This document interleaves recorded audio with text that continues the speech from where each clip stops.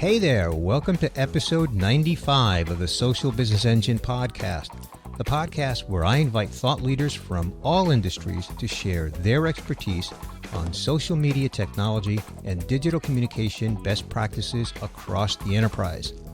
I'm Bernie Borges from Find and Convert and your host of the Social Business Engine podcast.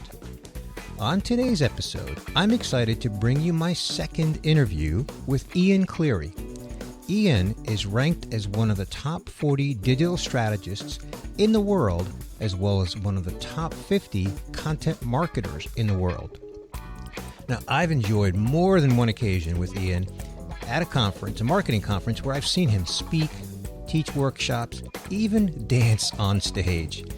Ian is best known, not for his dancing, but for his expertise on social media tools. His website, RazorSocial.com, is ranked in the top 10 destinations by Social Media Examiner 2013 through 2015. It's a very popular destination for marketers to stay informed of the seemingly daily changing landscape of social media tools. And in fact, it's on my top 5 list. Now, on this episode, Ian is going to provide a summary of the types of social media and content marketing tools brands should consider, and offer a look through his crystal ball of the trends we should watch in 2016. Knowing Ian, he's going to share valuable tips along the way, the kind of tips you would pay for. Now, this episode is in cooperation with Visually. If you're not familiar with Visually, they are a leader in visual content development, just as their name says. We have published Social Business Journal Volume 7 with Visually, and it's titled Winning Through Niche Content Marketing. This journal features 5 brands who are winning by being very niched in their approach to reaching and engaging their customer through their content. These 5 brands range from household names to entrepreneurs. This journal is available from our show notes page for this episode, as well as a journals page, and you can find both at our website at socialbusinessengine.com.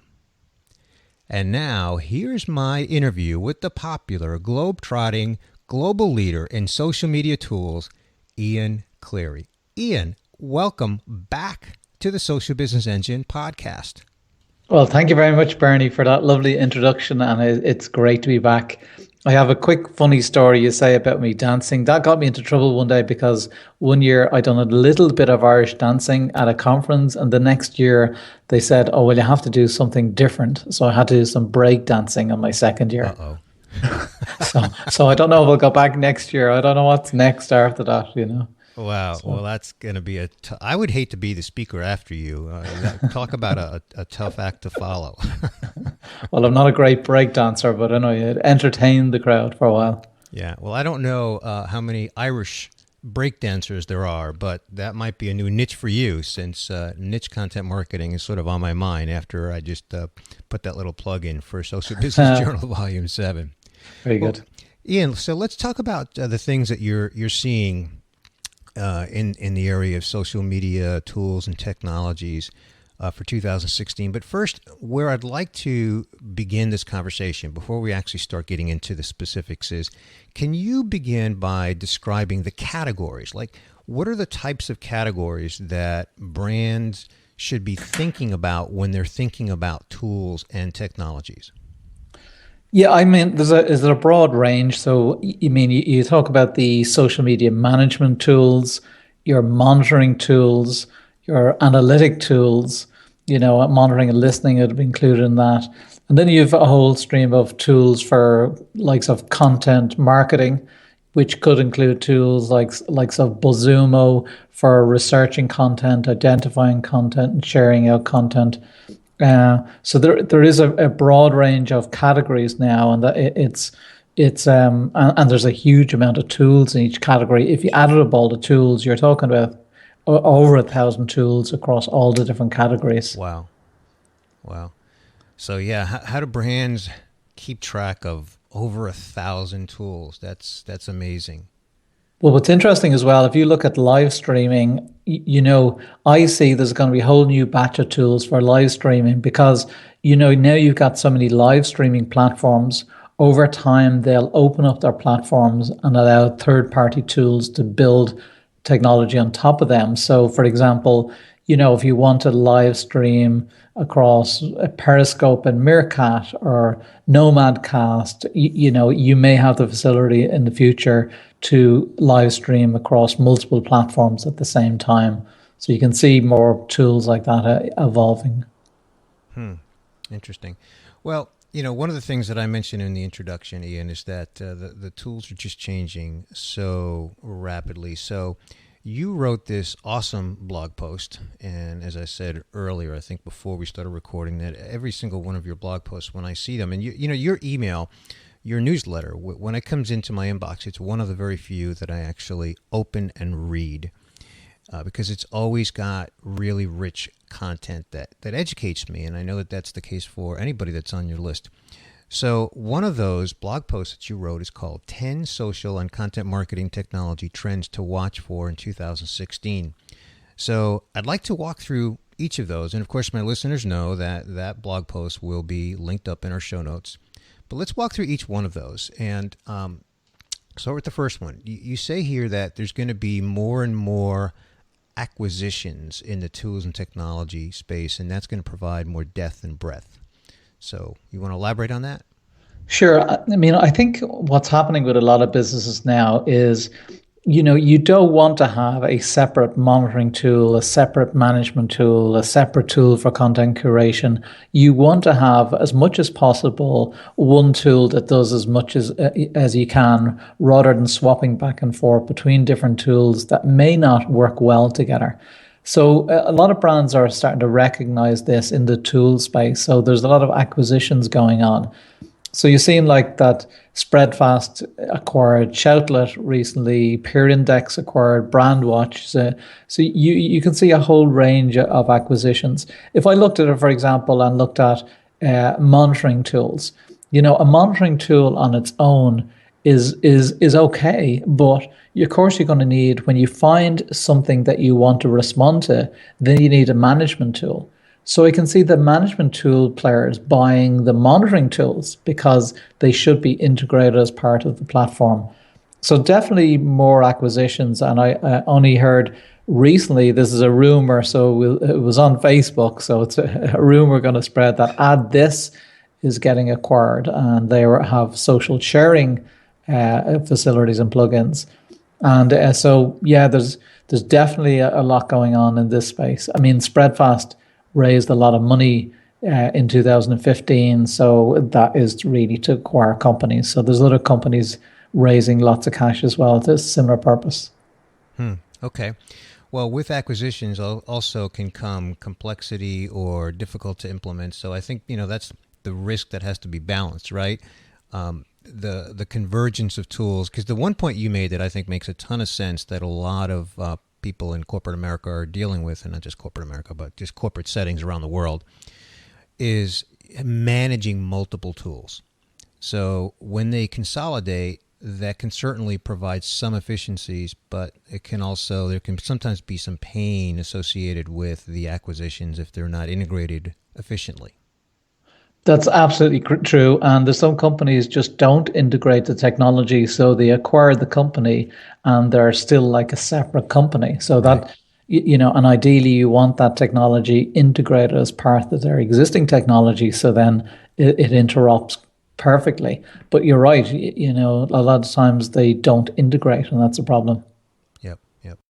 Okay, so the next item on your list here of your top 10 is that the whole freemium model is going to change. Freemium, for those that may not know what that is you can access a tool, download it or sign up and start to use it for free. And maybe at some point, you hit a ceiling in it and you have to start paying for it. Or in some cases, some tools are totally free. So you're saying freemium is going to stay, but. So what's the but about? Yeah, the but is completely free, is difficult to sustain when the platforms are starting to charge more to access their data. So if we go back a couple of years, the likes of Twitter, for example, was generous enough to give out free access to their data, so tool providers could create these free tools and use them just for marketing purposes. And based on that, then they could build an audience, for example. But it's very difficult when the platforms are starting to charge for this data, and that's them costs are going up all the time. So we've seen recently with Twitter again, on our own websites, you don't see the number of shares from Twitter anymore because Twitter are charging for that data. Mm-hmm. So I think there's definitely going to be an awful lot less free. So be careful of relying on social media tools that are completely free. But at least with freemium, people are going, well, they'll give you free access for a while, but then, like you said, when you hit a limit, well, then you're going to have to pay. So at least them providers have a revenue model, so they're more likely to stay around. Right. Yeah. Well, what a concept. The business actually has to produce revenue to sustain and grow and thrive. Gee, that's brilliant. I wish I'd thought of that. Exactly. Okay. And the whole Twitter thing, that was long overdue anyway, in terms of charging for data. They've just been giving too much away for years. But that's another podcast maybe. Yeah. All right, number 3 on your list, Ian, is influencer outreach automation. I'm a big fan of the topic of influencer marketing. It's a popular topic in the context of social business. We talk about it here on this podcast. And so what do you see happening with influencer outreach automation? Yeah, I mean, I think that we're going to spend more money and more time building relationships with influencers and using influencers as a way to access our audiences. And I think that's going to be increasingly important as the number of channels open up. I mean, how do we keep a presence on Snapchat, Periscope, Meerkat, plus Twitter and Facebook, and just there's so many channels, and our audience is going to get spread more. So increasingly, we'll be building relationships with influencers that have access to our audience. But when a brand is building influencer outreach programs and wants to deal with influencers at scale, then there needs to be better tools in place. And I think the tools are in place for finding and identifying and engaging with the influencers. But what we're going to see more of is more of the automation part, where we could automate some of the communication with the influencers, because brands could be dealing with thousands of influencers. Mm-hmm. So there has to be a level of automation in there. So I think there's definitely going to be more of that automation going to be built into the influencer marketing platforms. And we've seen it recently with Tap Influence. They recently announced that they're adding a lot more automation into their platform. And that's for, it's an influencer marketing platform. So I can see more providers going down that route.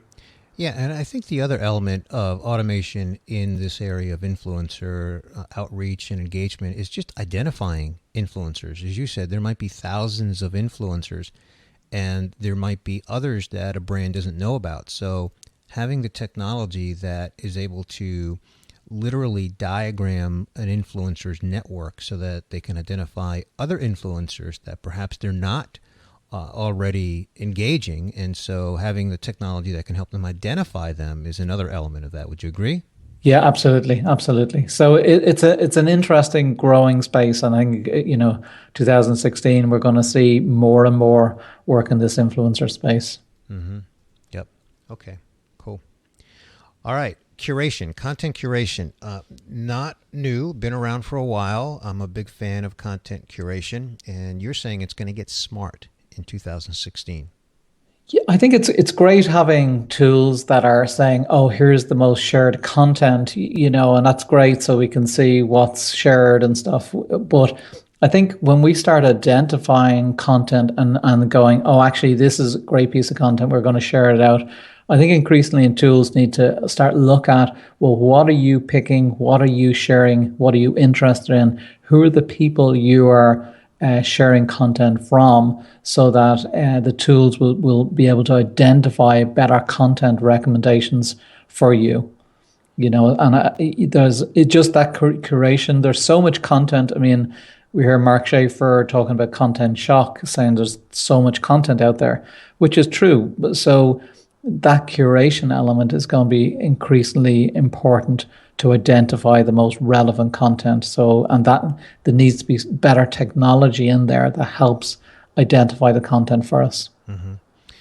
Yeah. what Mark Schaefer has said, and I don't remember if he said it in 2014 or 15, but it really rippled through the marketing industry, and that's the whole content shock concept. So for my listeners, if you're not familiar with content shock, what Mark Schaefer said is that we've reached a point, I don't know if he said the word tipping point, but we've reached a point where there's so much content out there, it's difficult to stand out because there's so much of it. So what you're saying, Ian, that I totally agree with, is that content curation has to get smarter so it can identify the best content for you. Yeah. Cool. So point number 5 is all about image recognition and analysis. And this is an area that I have to admit I'm not all that well versed in. I know that images, the use of images in all of our content and social media has been growing, exploding in popularity. So what do you mean by image recognition and analysis? Well, like you're saying, imagery is extremely important, and the whole social web is imagery. I mean, Twitter before was just text, now it's imagery, and Facebook is all imagery or videos. So I think when we're searching through content, it's okay to search through text updates, but a lot of brands want to search images and find, for example, reference to their brand within an image. Imagine, having a tool which can go through all the images across different platforms and find, has there been a picture of a can of Coke, for example, within an image? And I seen, like, Gaze was recently acquired by Sysomos. So Sysomos are in the monitoring space, and they realize, well, we can't just do text-based monitoring. We have to do image-based monitoring as well. So that was interesting. And I actually recently, Pinterest announced the launch of their image search tool as well. So I think that, all these platforms and within the management tools, we will have to have some image-based searching. Of course, it's never going to be perfect because it's not going to be able to identify everything within an image. But certainly if there was a logo, for example, within an image, or, a product of a specific type and dimension, we should be able to find that through image search technology. Mm-hmm. What about Google in this place? I mean, Google image search has been around for a while. Yeah, exactly. So the capabilities are there. All that's really going to happen is that the actual social media tool providers, particularly in the monitoring and management space, will integrate their own technology or probably acquire external third parties to have that as part of their solution within the management platforms. Okay. All right, cool. So point number 6 on your list of top 10 is content optimization and content predictive analytics. What do you see happening there? I mean, we're writing a lot of content, and a lot of content that we write doesn't go anywhere. It doesn't rank well within Google. And, if you look at the majority of blog content, it's so competitive that most of your content gets initial traffic and then doesn't get, anywhere after that. So I suppose we need to go before we write the content, well, is it going to rank on Google? Is it going to resonate with our audience? So I think tools in this space would be interesting. And what's interesting is I mentioned a tool called Inbound Writer, which does a lot of this content, optimization, well, more but the content predictive analytics. And they've actually closed down recently. I saw that. Yeah, I mean, they came in at a higher price point where it was like $400 or $500 a month. And I think their challenge is the SEO guys don't want to use that type of tool, and the content, if they go to the content marketers, sometimes the content people don't want a tool to tell them what to write. And that's what Inbound Writer basically does. It shows you, if I write this piece of content, will it rank on Google? But to me, you have to have these type of tools because you're wasting too much time on content that's not going to rank. So it's great writing, amazing content, but if you're not going to generate ongoing traffic for it, well, then the content sort of disappears. So I think even though Inbound Writer went out of business, I think there'll be definitely replacement tools in this space to predict, will this rank, will it do well with our audience before we actually promote it? And then tools for optimizing your content for social media and for Google without you having to have the skills of an SEO expert. So tools that will help here in this space as well. Yeah, I agree. And, the example of Inbound Writer, I think, was just some details that we probably, will never know about, that was just, things just didn't go right from a business model standpoint. Because from a technology standpoint, I think what Inbound Writer was doing is exactly, to your point, Ian, something that is needed in the marketplace, the whole predictive analytics of identifying what content is going to perform well. And I think we'll probably see tools from some of the established, bigger social technology companies like the Sprinklers and the Salesforces and the Cisions of the world, who are, again, bigger, robust, mature, probably well positioned to either develop or acquire that kind of technology. Yeah, absolutely. Absolutely. Okay, number 7, you expect to see a massive increase in enabling and tracking social selling. I mean, to me, people say, oh, people don't buy on social media platforms. And that's actually true. But I think there's plenty of scope for people to buy. Like if you're going through Facebook and a really good book comes along that's recommended by a dozen of your friends, and it's in the business world or in the marketing realm, there's a very good chance you'll go off to Amazon and buy it. So why wouldn't you click on a button within Facebook and have your Facebook wallet and everything? So you click one button and you buy it within Facebook, and Facebook make some revenue out of that as well. So I think it makes perfect sense, but I think it has to be done by the platform. Twitter are looking at a buy button, and they have released some functionality there as well. So each of these platforms need to generate more revenue. So, they're constantly reducing the reach that, what audience you reach, and they're increasing options for advertising. So I think the next stage then is, make it so that it's easier to buy within the platforms. So I can definitely see that's going to happen. And the other side, I think marketers are going to, increasingly talk about sales funnels, where we have social media all about building relationships and interaction, which is great. But what about social selling, where you are looking at social as a channel to drive traffic into your funnel to generate sales? So I think the automation providers have sort of, they haven't paid that much attention to social. And then you've got the social media providers separate. I think there needs to be more cooperation between both, so that you'll start thinking about full funnels going from a tweet all the way through to a sale. So in that last example that you just used, Ian, is that more of a B2B example? It probably is more B2B, yeah. Okay, so you're talking about like attribution from, because we see this all the time in our own analytics and with our clients, is, you see sources of traffic, but how do you attribute a lead, for example, in a B2B environment when it was a multi-touch scenario? Did that lead come from Facebook, from Twitter, from LinkedIn, from a blog post? Yeah, I mean that is certainly challenging, and that problem is certainly going to continue. But there's also then directly from your social media channels straight into the beginning of your funnel, and then tracking from there on in. But I think there needs to be more integration between the social media side and the automation side, so to help with all that tracking.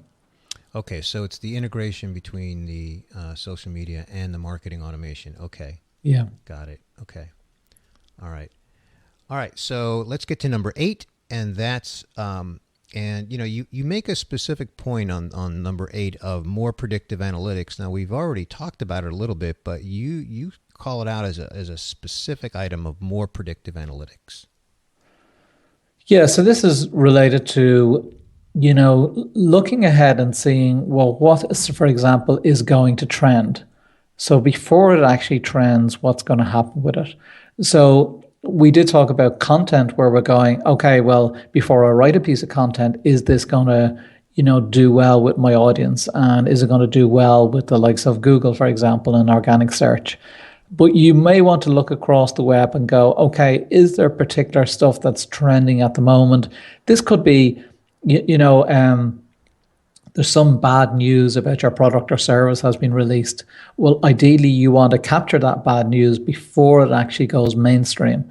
So, like, there is a tool called Trend Spotter that actually tries to, predict trends before it happens. And I think there's going to be more tools in this space because we want to see it before it happens and we want to catch it well before, And I think, we talk about influencers. It's going to be important to have relationships with influencers so that when something bad is about to happen, at least you've got a team of people with access to an audience where you can change that messaging and help make sure that it doesn't turn out really bad for you. So I think that predictive analytics of what's going to happen is going to be increasingly important. Right. Okay. So better crystal ball. Yeah. Yeah. Exactly. Yeah. Exactly. Yeah. Okay. All right. We're in the home stretch here. 2 more to go. Number 9 is live streaming is growing rapidly. Yeah, I've kind of noticed that. So you want to elaborate on that? Yeah. I mean, I think there is a problem with us, there's Periscope and Meerkat and Nomadcast and Blab, and there's a whole lot of live streaming platforms. And the thing about it is, if you can get somebody onto a live streaming platform, your potential customer, and they see you on video and they get a feel for what you are and who you're about, that's obviously better than them reading a blog post, or reading, or seeing a tweet from you. So I think getting that close connection with your customer to a video is really interesting, and it could be hugely powerful. So the live streaming in 2016 is just going to increase rapidly. We know it is. There's lots of additional tools being created. There's lots of funding going into this area. So there's going to be a lot of talk. I mean, the challenge for brands is to not get caught up with all the different platforms and spend all your day live streaming across them. Because we have all the existing social media channels, and now we're going, oh, here's live streaming as well. So we have to be careful, but there's definitely potential in live streaming space to have a closer connection with your potential or existing customer. Okay. I have a comment that I'm going to hold until my summary on that. So, because I want Sure. to get to the 10th and final one, and then I'll get to the summary. So the 10th one is messaging. You see messaging on the rise. Yeah, I mean, I mentioned Slack. So Slack is a messaging tool generally used within organizations. But I see this across on different channels as well. Like if you go to Facebook groups are extremely popular. Now, one of the reasons the groups are popular is because they get more reach and more engagement than if you're on a Facebook page. So increasingly people are migrating to these private groups. And so they're like mini social networks because they're going, well, there's lots of noise in the social network. We want a group of people around specific topics, targeted and communication happening within these groups. So I think there's opportunities to get involved in these groups, and you're involved with a smaller number of people, but it's a much more relevant audience and there's a lot more engagement going on. Mm-hmm. So either get involved in some of them groups or create your own group, either with Slack or a Facebook group or something else where you can get that engagement. So we can see messaging, like, Slack has just grown phenomenally. Yeah. And I think the functionality they provide is going to broaden out, not just for internal, groups within organizations. I think that's going to grow massively over the next year. Yeah, I agree. Okay, terrific. Well, Ian, we are at a point in this episode where I am going to recap what we discussed here. I've been taking some notes. I'm going to recap it for my listener, and then I'm going to ask you to respond to my recap. Tell me if I've missed anything or if there's anything that you want to briefly elaborate on, and then I'll ask you my final one-thing question, and we will wrap up this episode.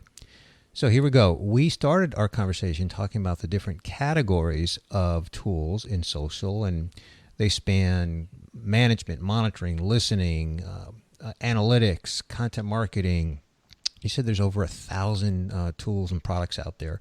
So really, really challenging for any brand marketer to really just stay on top of all the tools across all those categories. And then we started to discuss your top 10 trends that you're seeing in tools and technology for 2016.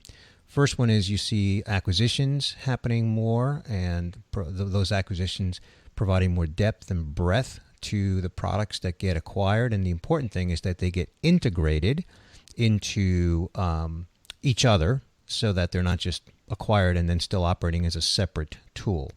That was point number one. Point number two in your top 10 is that freemium is really going to go away, or completely free is going to go away, because it's just not a sustainable business model. So brands should be weary of starting to use a tool that is totally free, because it might just go away and they might become accustomed to it.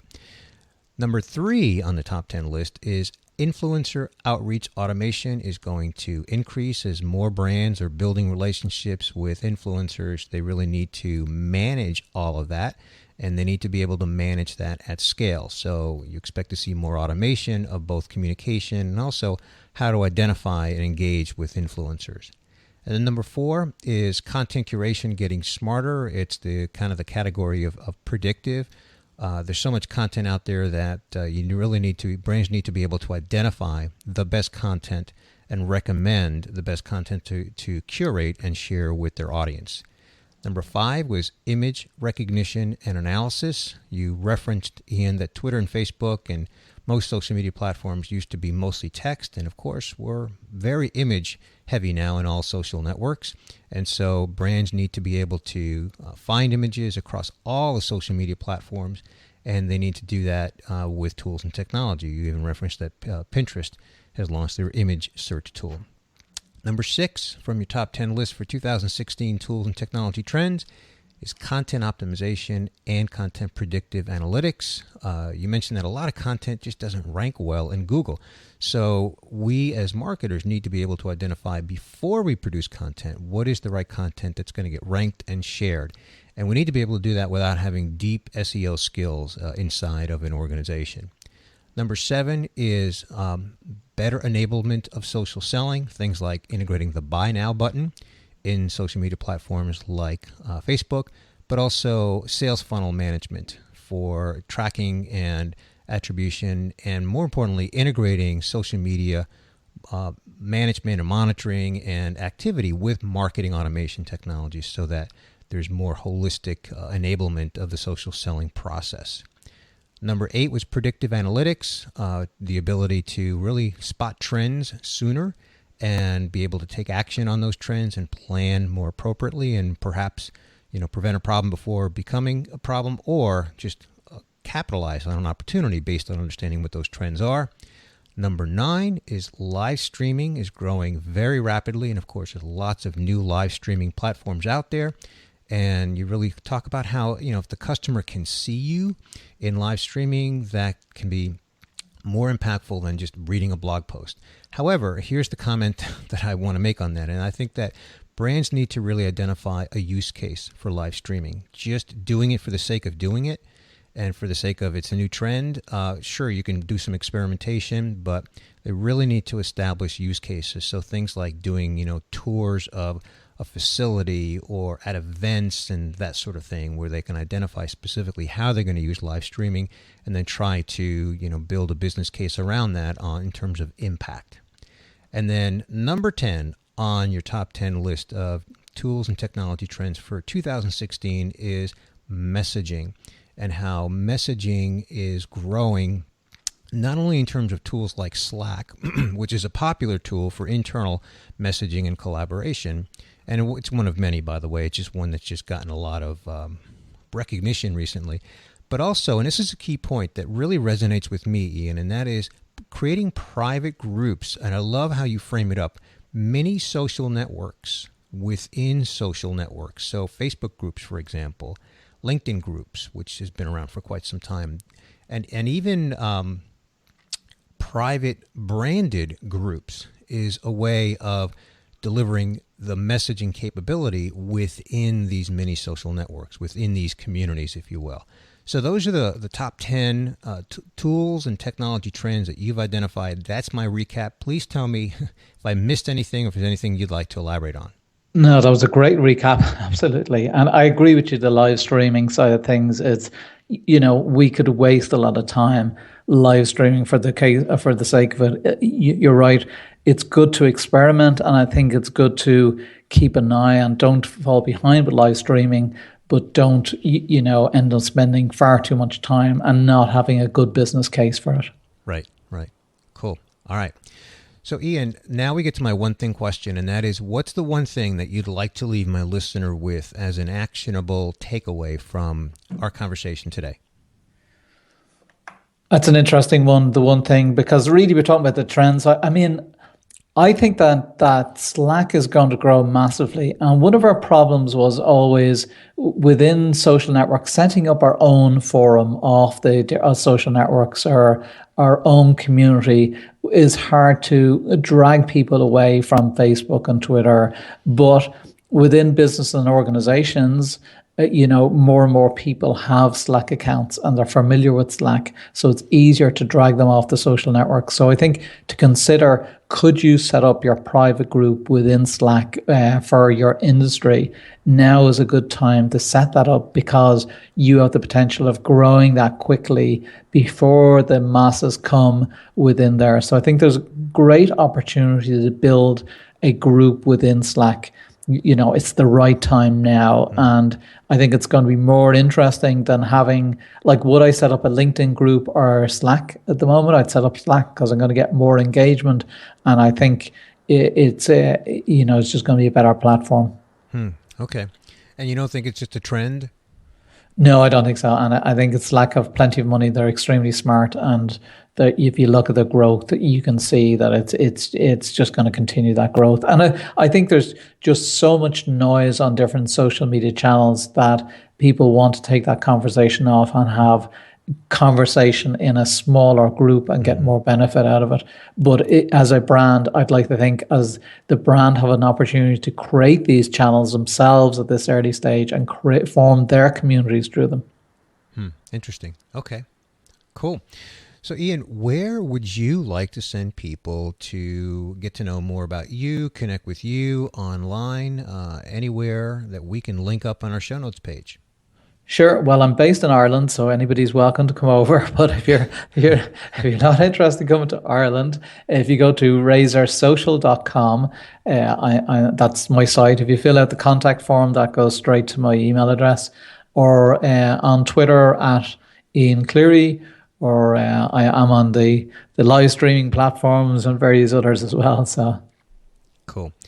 Well, of course, as I mentioned early in the introduction, I am a fan of your content. I'm a fan of your newsletter. It is just easy to consume, and it's really robust in content and educational and informative content on, of course, this topic of social media tools and technology. So, Ian, thank you so much for coming back on the Social Business Engine podcast and continuing to share your wisdom and insights on this topic. It's an important one that all brand marketers need to really stay on top of as they are managing their social business strategy.